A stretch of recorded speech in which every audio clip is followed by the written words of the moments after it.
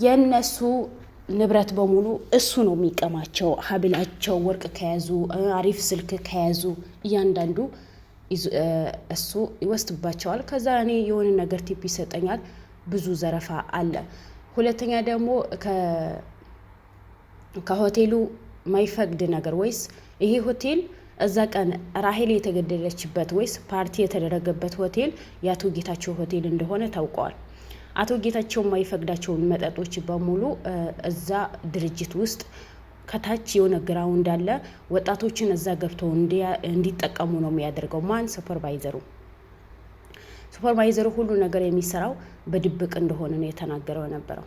ስለዚህ የላዳ ሹፌሩ እያንዳንዱ ነገር ራሄል ለማን ወስዶ እንደሰጣት ሰዎቹ ባያውቃቸውን ቢሸፈኑም ግን ይሄ በሙሉ ያደረገው የሱፐርቫይዘሩ እንደሆነ ነው የተናገረው ነበረው። ሱፐርቫይዘሩም ያለበት ቦታ አቤል ትላንት ሂዶ ነበር። እያንዳንዱ መጀመሪያ ያለው ነገር እኛ በድርጅት በሆቴላችን ውስጥ ምንም አይነት ነገር አይሰራም፣ ምንም አይነት ነገር ወንጀል ነገር አይሰራም። ሁሉ ነገር ራሱ ጠብቀን እንክብካቤ ተደርጎለት የሚፈልግ ነገር ተደርጎለት ከስተመራችን ተከፍቶ እንዳይሄድ ነው የምናደርገው እንጂ በእኛ ሆቴል ላይ ምንም አይነት ክፋትም መጥፎ ነገር አይሰራም ብሎ ነው የተናገረው ነበረው። ግን ነገሩ ሌላ ነው። ምክንያቱም እዛ ሆቴል ውስጥ ነው ብዙ ወንጀል የሚሰራው። እዛ ሆቴል ውስጥ ነው ብዙ ሰዎችን የሚዘረፉት። እዛ ሆቴል ውስጥ ነው ብዙ በቃ ያኔ አገራችን የማይመጥነው ነገር የሚደረገው። ስለዚህ ዛሬ ለምን ሊዋሽ ፈለገ? ማናጀሩ ያለ ሆቴሉ ዋናም ያንቀሳቅሰው ሱፐርቫይዘሩ ነው። ያ ሁሉ ለጥቅሙ ሲል ነው። ግን ይሄ በሙሉ ሲደረግ በሙሉ እርግጠኛ ነኝ የአቶ ጌታቸው እጅ አለበት። በመጨረሻ ግን ሱፐርቫይዘሩ ይሄ በሙሉ አላምንም ብሎ እኛ ሆቴል ላይ ሁሉ ነገር በስርዓት ነው የሚደረገው፣ ሰው በእንክብካቤ ነው፣ ምንም የሚደረግ ነገር የለም ብሎ ሁሉ ነገር ሊክድ አስቦ ወይ ፈልጎ ነበር። በመጨረሻ ግን የላዳ ሹፌሩ ይዘውት መጡና ለምን መጣ? ለምን ከነሱ ጋር ሄድ? ስራ አትፈልገውም ወይ?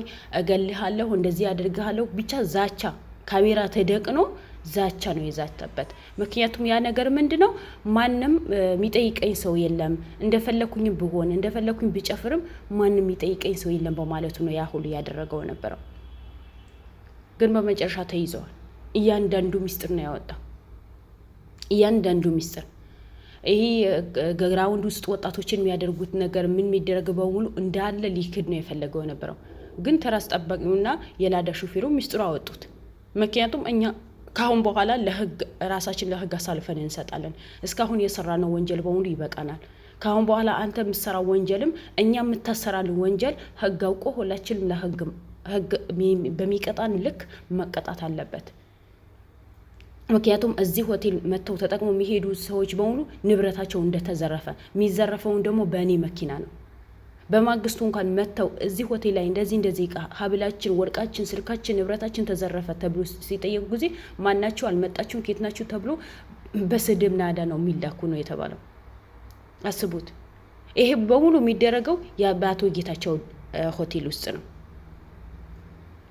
ግን በመጨረሻ ይሄን ምስክርነት በሙሉ ሲደረግበት እያንዳንዱ ሚስጥሮችን ሊናገር እሺ ብሎ ማለት መጀመሪያ ለህግ አሳልፈን እንሰጥሃለን ብሎ ሲሉትም እኔ ምንም አይነት ወንጀል አልሰራሁም፣ ለልጆቼ ልኖር፣ ለሚስቴ ልኖር፣ ለቤተሰቦቼ ልኖር። ለቤተሰባችሁ የምታስቡ ከሆነ መጀመሪያ ለምንድን ነው ወንጀል የምትሰሩት? ወንጀል እኮ አለመስራት እኮ ነው አይደል እንዴ? ግን በሰውን ህይወት ተጫውታችሁ ገና ስለ ቤተሰባችሁ ህይወት የሚያሳዝናችሁ ሰዎች ግን ጤነኛ ናችሁ? የሌላ ሰው ህይወት አይደለም? የሌላ ሰው መኖር አይፈልግም? የእናንተ ቤተሰብ ብቻ ነው መኖር የሚፈልጉት? ለምንድን ነው የሆነ ምን እንጃ ለሌላ ሰው ለምን ጀርባ ነው የምናቀብለው? ለእኛ ቤተሰብ ፊት ለፊት ሁሉ ነገር የምንገፈት ከሆነ የሌላ ሰው ለምን ጀርባ እንሰጠዋለን? ሌላ ሰው ለምን ሾህ እንሆንበታለን? ያ ሰው እኮ መኖር የሚፈልግ ሰው እኮ ነው። ሁሉም ሰው እንዳንተ ሰው ሆኖ የተፈጠረ እኮ ነው። በሌላ ሰው ላይ ወንጀል ስትፈጽሙ ምንም አይመስላችሁ። በቤተሰባችሁ ላይ ግን የሆነ ነገር ሲደረግ ጊዜ ያዙን ይቀቁኝ ነው። እሺ በመጨረሻ ደግሞ ራሄል ለምን ከአቅም በላይ እንድትጠጣ የተደረገ? በመጠጧ ላይ የሆነ መድኃኒት ማለት በጣም ያሰክራት መድኃኒት እንድትጠቀምና እንዲደረግባት ነው አቶ ታምራት አዘዘ የተባለው። እነሱ ታምራት ስላሉት ነው እንጂ እኔ አቶ አለው ምክንያቱም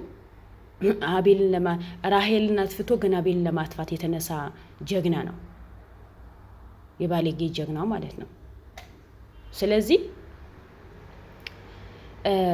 መጥቶ የፈለከው ብረ ከፍልሃለሁ፣ አንድ ይቺ ልጅ የምትመጣ ልጅ አለች ብሎ ፈቱ እኔ ይዣት ነው የምመጣው። እሷ እኔ ለመጠጣት አልቀመጥም፣ አውቄ ሰው አስተናግዳለሁ ብዬ እነሳለሁ። እሷ ግን ቁጭ ብላ መጠጥ ላይ የምትጠጣቸው መጠጦችን እንደዚህ ነገር አድርጋችሁ ሰታችሁ በደንብ መስከር አለባት። በደንብ ሰክረ ራሷ ከሳተች በኋላ አንተ በምታውቀው ሹፌር የሆነ ቦታ አለ እዛ ትልካታለህ ብሎ ታምራት ነው ይሄን በውሎ ስራ ያዘዘኝ። ከዛ በኋላ እኔም አደረኩት። ምክንያቱም ከበቂ በላይ ብር ነው የሰጠኝ። እኔ ከበቂ በላይ ብር ስለሰጠኝ ነው ለላዳ ሹፌሩ 800,000 ብር የከፈልኩት አለ። አስቡት። ራሄልን 1 ኪሎ ከግማሽ የሆነ ቦታ ስለወሰዳት ብቻ ሌላ ነገር የለም። ሌላ ነገር ድጋፍ ያደረገላት ነገር የለም። ራሄል ሊያጠፏት ወስዶ ስላስረከበ ብቻ 800,000 ብር ነው የተከፈለው። አሁን ይሄ ኑሮ ነው? አሁን ይሄ ሀገራችን ነው ብለን ነው የምናስበው? እኔ እንደዚህ የሚሰሩ ሰዎች ግን ለምንድን ነው መንግስትን ዝም ብላቸው? እኔ አንዳንዴ ከራሴ ጋር እጣላለሁ። ይሄ ነገር ውሸት ነው እውነት ነው ብዬ በጣም ከራሴ ጋር ነው የምጣላው። ለምን በዚህ ልክ እንዴት ሊጨፍሩ ይችላሉ? ለምን ማለት ሆቴሉ በምን አይነት ድብቅ ውስጥ ተሰርቶ ነው ይሄን ወንጀል የሚሰራበት? በከዛ በኋላ በጣም ሰከረች፣ ራሷ ስታወደቀች። እኔና እሱ አንድ ላይ ቁጭ ብለን እየጠጣን እየተጫወትን ነበር። በጣም ሰክር ያው በጣም ሰክራለች። አሁን ሳትነቃብን ሹፌሩ ጥራውና ቶሎ ይውሰዳት ብሎ ታምራት አዘዘኝና እሺ ያልኩት በፍጥነት የሂላዳ መጀመሪያ ተዘጋጀ። የሆነ ምሰራው ስራ አለ ብዬ ተናግሬው ነበር። እሱ መጣ ይዘዋት ሄደ። ከዛ በኋላ ምን ትደረግ የትወሰድ ምን ትሁን እኔ ማቀው ነገር የለም። እኔ ስራዬ ላዳ ማቅረብና እዚህ ጋር ከአቅሟ በላይ የምጠጣው መጠጥ ላይ መድኃኒት ማድረግ ብቻ ነው። ሌላ ነገር እኔ ምንም የሰራሁት ነገር የለም ነው ያለው። ከዚህ በላይ ምን አለ? ዋና አዘጋጅ እኮ አንተ እኮ ነው። አቀነባብረህ እኮ ነው የሰጠሃቸው።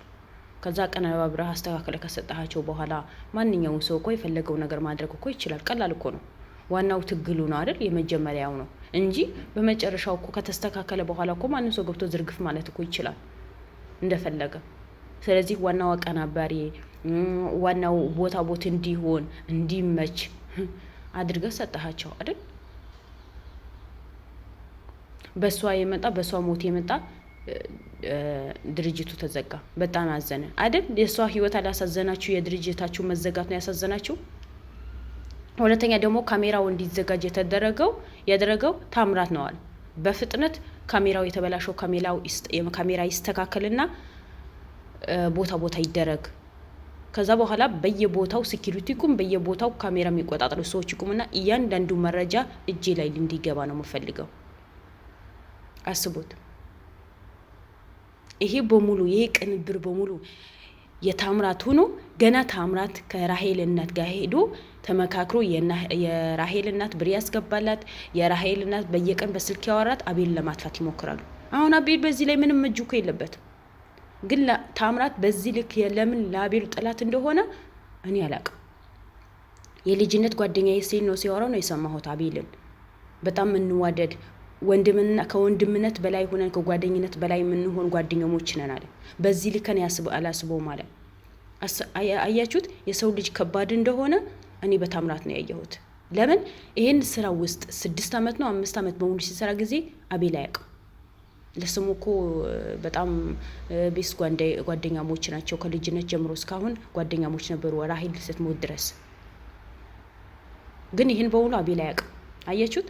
አንዳንድ ጓደኛ እሾህ የሆነ ጓደኛ አለ። ጀርባውም ፊት ለፊቱም ምኑን ማታውቁት ልክ እንደ ታምራት ማለት ነው። እንደ አቤል ምስኪኑ በቃ ሁሌ እንደዚህ ነው የሚጫወቱበት። ለማንኛውም አቤል ምስኪን መሆንነቱ ጠቀመው እንጂ አልጎዳውም። ይብላኝ ለእናንተ ሁሌ ነፍሲያችሁ የሚወቅሳችሁ ሁሌ ህሊናችሁን እረፍት የምታጡ እናንተ እንጂ አቤልና አንድ ቀን እውነት የወጣ ነው። እውነት ወጥቶ እናንተ የምታፍሩበት ጊዜ ቅርብ እንደሚሆን እርግጠኛ ነኝ። ይብላኝ ለእናንተ እንጂ